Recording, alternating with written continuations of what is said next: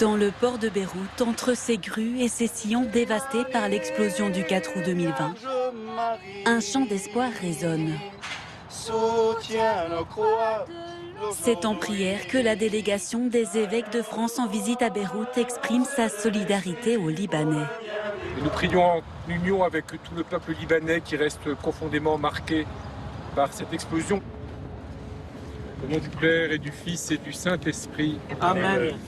C'est une chose de lire un article de journal qui raconte un drame, c'en est une autre de voir tous ces débris, d'entendre et de voir ces grues qui démontent encore des bateaux 2 ans après. Et c'est bien de parler de pardon, d'espoir, d'espérance, mais il faut mesurer ce que ceux qui sont frappés doivent surmonter. Toute la journée, les visites des évêques s'enchaînent pour mesurer l'ampleur de la crise économique et sociale qui touche le pays. Aux portes du port, ce quartier se relève à peine de l'explosion. C'est ici que le père libanais Anitok a ouvert une cantine solidaire.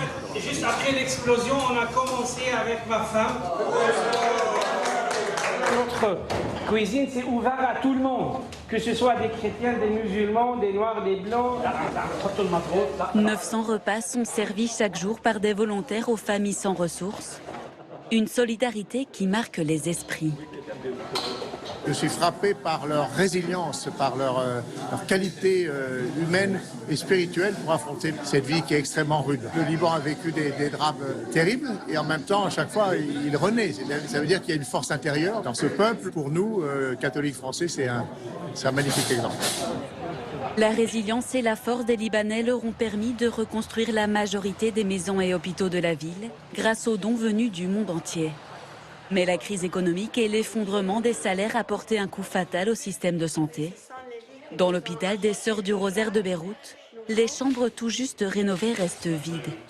400 patients sont en attente d'être opérés, incapables de payer les frais. L'hôpital demande avec force l'aide financière et le soutien de la délégation. On vous demande vraiment une contribution autant que possible pour pouvoir vraiment rester dans ce pays. Ce que nous pouvons faire déjà, c'est faire connaître la situation réelle aux autorités de notre pays, mais faire connaître aussi aux catholiques de notre pays, notamment tous ceux qui contribuent à travers l'œuvre d'Orient, parce que plus l'œuvre d'Orient aura de moyens, plus elle pourra venir en aide à cet hôpital. Les évêques espèrent aussi créer un lien de solidarité avec les hôpitaux catholiques de France.